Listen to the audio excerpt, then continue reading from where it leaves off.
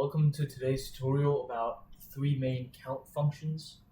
So we'll be starting off with count, CountA, and CountIF.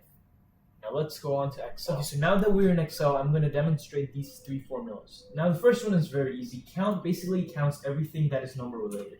For example, if I say count, and this is how you write formula, you press equal and count, and then you select a range. For example, 1, 2, 3. This is going to show 3. However, you must note that count does not work on letters. So Alexander and Shelley, right? Oh, it does not work. It shows 0. So here's where CountA comes. CountA counts anything that is, any cell that is not blank. So if I say CountA, and I take these three customers who bought, let's say, or never mind, let's just count the customers that bought a home theater, for example. Let's just say for the I'll show you later how we can use this, a much easier version of this. Just home theater, I'm going to click on it. Yeah.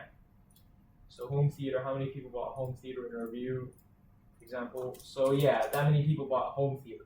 Now obviously you can do CountA, and this is for usually text, right? So I can count the total number of customers, I can go up to down, and I can calculate that. It's 43 around, 43, right, 44, yeah.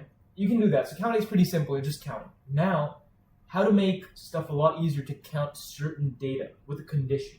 For example, I just want to count the number of people who bought a home theater. Let's say I make the most profit out of home theater, so I'm going to count home theater. So CountIF, right?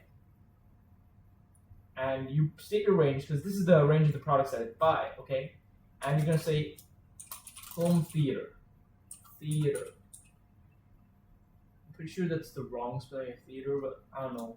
Maybe these people don't use British spelling. So 15 people bought home theater. Yeah. Now that makes sense, but that's just that's just a number without any sense. What about some financial data?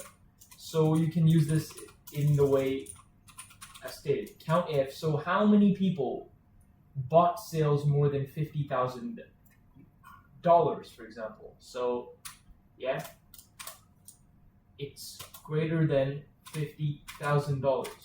So as you can,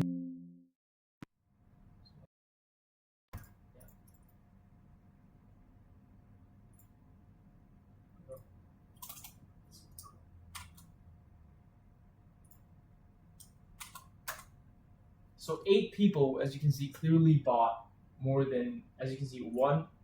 Here's 1, 2, 3, 4, 5, yeah, 6, right down here, yeah, 7, and I don't know where 8's probably, yeah, 8's probably somewhere. So as you can see, this is how you use CountA, CountIF. It's very easy. Other arguments can be made, such as a certain person. How many times did Herman buy, for example? You can just use the same format here, yeah, and just write something in quotations like this, Herman, for the criteria. So yeah, that's all for this video, and hope you enjoyed it. And don't forget to subscribe to my channel and leave a like.